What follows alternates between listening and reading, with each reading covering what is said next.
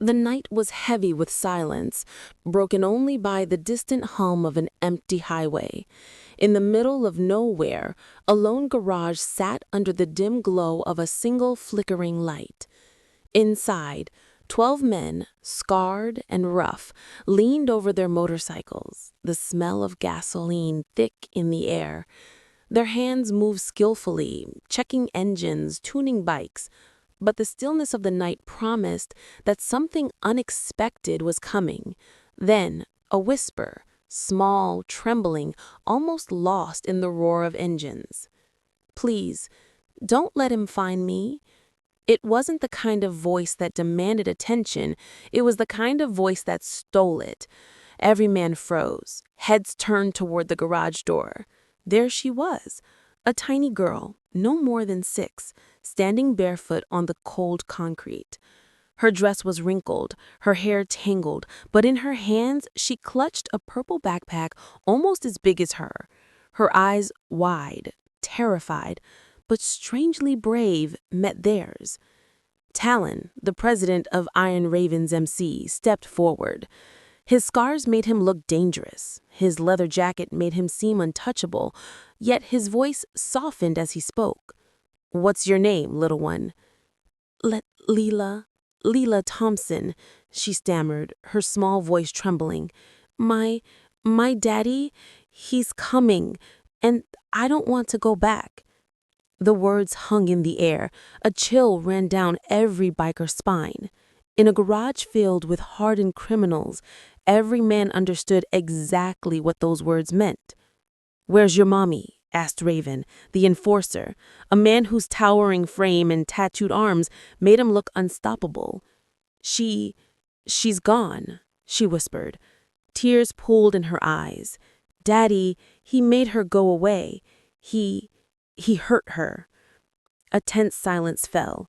Even the hum of engines seemed to fade, replaced by the weight of fear and danger.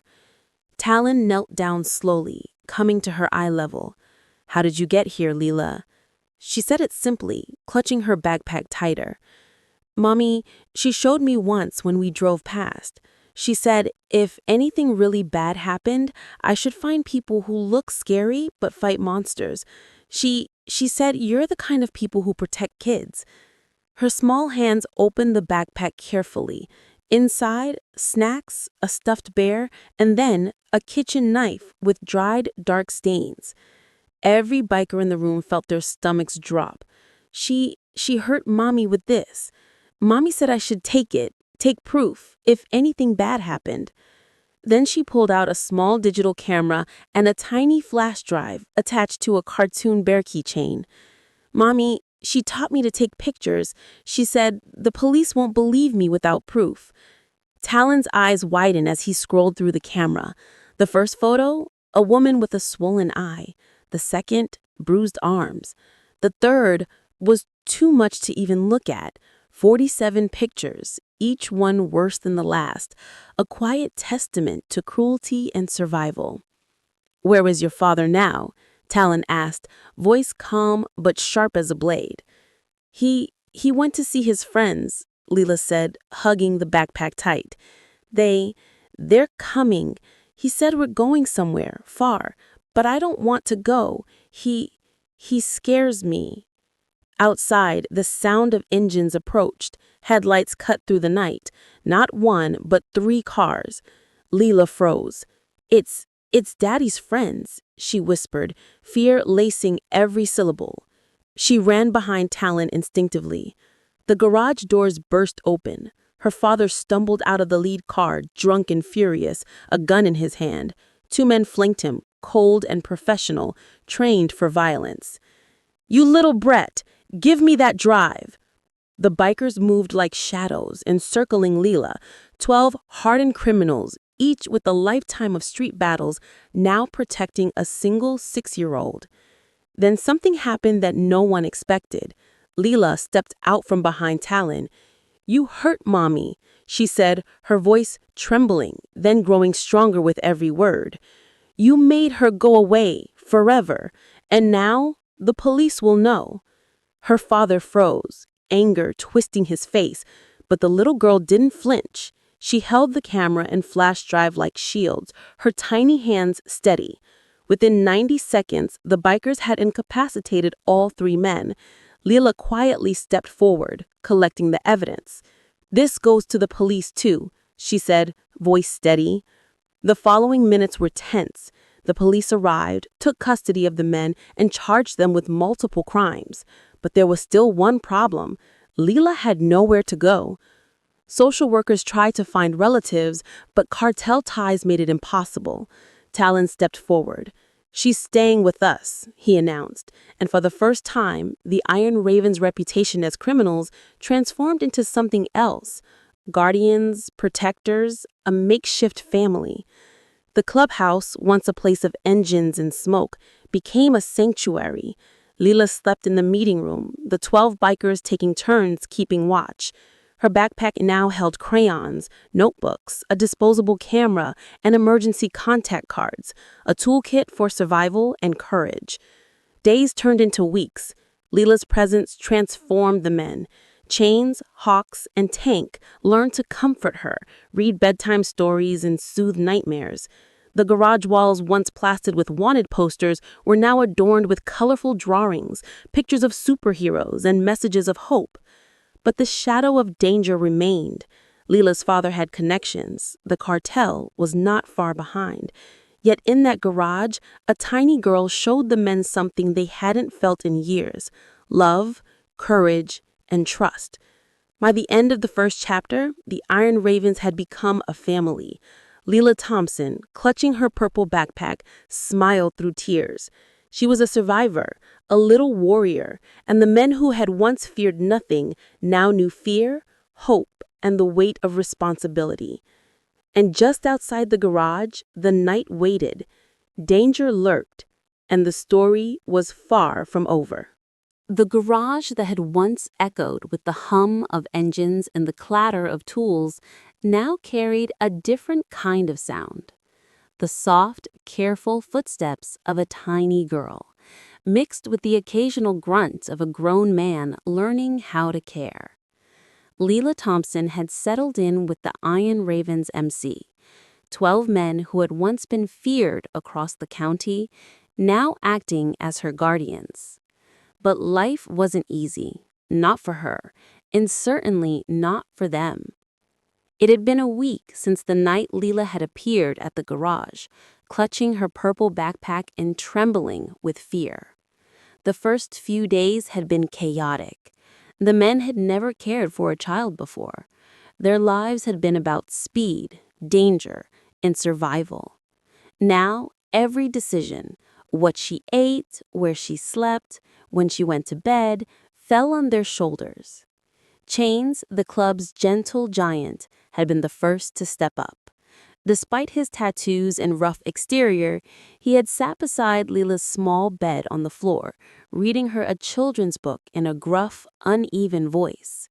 Lila, her curls falling into her eyes, had listened intently, clinging to the rhythm of his words like a lifeline. And then, Chains had read, "The brave little bunny found his way home." "Just like me," Lila whispered, her tiny fingers gripping the book. "Yes, little warrior," Chains replied, his voice breaking just slightly. The other bikers watched from the corners of the room. Talon, their leader, paced silently, thinking about the road ahead. This wasn't just about protecting Lila from her father anymore. This was about raising her, healing her, teaching her how to trust again. First, nightmares. The first real test came on the fourth night. Lila had been unusually quiet all day, barely touching her food, her small body tense and withdrawn. Talon noticed her sitting alone in the corner of the garage, staring at her stuffed bear as if it were the only anchor in the world. "Hey, little warrior," he said gently, kneeling beside her. "What's wrong?" I miss Mommy, and I'm scared the bad dreams will come back." The room fell silent. The men exchanged glances. They weren't sure how to handle fear that small. But Chains remembered something from his childhood. how his own grandmother had comforted him in times of fear. You know, when I was your age, my granny told me that when someone you love is gone, you have to talk to them out loud so they can hear you up in heaven. Really? Lila asked, her eyes widening. Really? And the best place to do it, Chain said, glancing around at the bikers gathered quietly, is somewhere you feel safe, right here, with people who care about you. Lila nodded slowly, her small voice barely above a whisper. Hi, Mommy.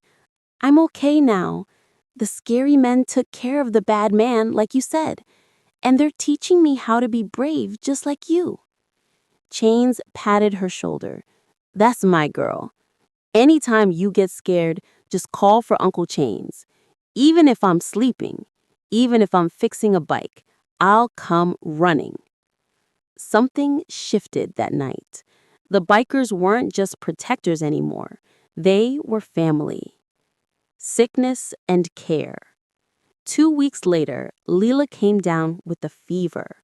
The garage, usually filled with engines and laughter, was now tense with worry. Tank paced back and forth, muttering to himself, Should we take her to the hospital? It's just a fever, Duck said cautiously, but even his voice lacked conviction. It's not just a fever, Talon said, his eyes scanning each man. This is our responsibility. We don't leave her alone. They stayed awake all night, checking her temperature, bringing her water, soothing her coughs, and singing lullabies they barely remembered. Chains read stories, Snake brought ice chips, and Demon, whose real name was David, hummed tunes from his childhood. Lila watched them with wide eyes, feeling the warmth of care she had never known. By morning, the fever broke. Lila looked around at 12 men asleep in chairs, empty coffee cups scattered, children's medicine bottles littering the floor. You all stayed with me? She asked softly. Of course, Talon said, opening his eyes, a gentle smile crossing his scarred face. That's what family does. Challenges and transformation. Margaret Hale, the social worker, remained skeptical. She had placed children for 30 years and never seen a situation like this. How could a dozen former criminals, many with felony records, care for a traumatized child? But Lila's transformation spoke for itself. The men learned to braid her hair, help with homework, and even manage bedtime stories. They child-proofed the clubhouse, stocked juice boxes next to beer, and discovered that Disney movies could be just as magical as roaring engines. The clubhouse itself had changed. Walls that had once been plastered with wanted posters were now covered with Lila's drawings. Her small bed sat in the corner, surrounded by sleeping bags because the men took turns keeping watch each night. Margaret Hale visited often, hoping to catch them unprepared. One Tuesday afternoon, she arrived to find the entire club gathered around Lila, helping her with a school project titled, What Makes a Family Special? What makes a family special? Lila asked, looking up from her homework sheet. Protection, Chain said immediately. Love, Snake added, surprising everyone. Being there when someone needs you, Tank contributed. Teaching right from wrong, David said quietly. And you, Talon? Lila asked, looking up at him. Talon glanced at the others, then Lila. A family is when a bunch of broken people decide they're stronger together and will do anything to keep each other safe. Margaret Hale felt her skepticism cracking, though she maintained her professional distance. Courtroom drama. But the legal system was not so easily convinced. Weeks later, Lila's case went to family court. These men are dangerous criminals, argued the state's attorney. They solve problems with violence. This child needs stability and proper role models. Talon's lawyer countered, These men risked their lives to save this child. They've provided her with more love and security in 6 weeks than she had in her entire life. Lila stood in the front row, holding her purple backpack. "Yes, ma'am," she said to the judge. "Some people think my new family is scary, but the scariest people sometimes have the biggest hearts, and I want to stay with my daddy, Talon, and all my uncles. They keep the monsters away." Judge Patricia Williams studied the file. Character references from teachers, doctors, even the sheriff. Lila's grades had improved. Nightmares decreased. The evidence was undeniable. Finally, the gavel came down. Custody was granted. The courtroom erupted. 12 bikers cheered. Lila launched herself into Talon's arms, calling him daddy for the first time in court. Margaret Hale, watching the transformation, wiped away tears she hadn't realized she was shedding. Little warriors. That night, the Iron Ravens threw a celebration, not for defeating the system, but for what they had become. Lila's backpack now held crayons, notebooks, a disposable camera for children to document abuse, and emergency contact cards. She carried it to school every day, ready to help kids who needed what she had needed. Within a year, the Little Warriors Club had grown to 32 children. The Iron Ravens became an unofficial child protection force, teaching self-defense, checking background histories, and helping police in domestic violence cases where traditional methods had failed. Lila was now 10, brave, and determined to follow her dream of becoming a police officer. She still called Talon daddy and knew that 12 uncles would do anything to protect her.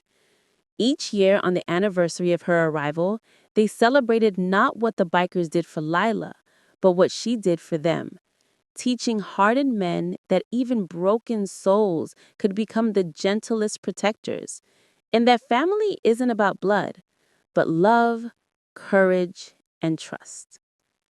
The purple backpack sat on her bed, a symbol of courage, preparation, and hope. It contained crayons and notebooks, but also the courage to change the world.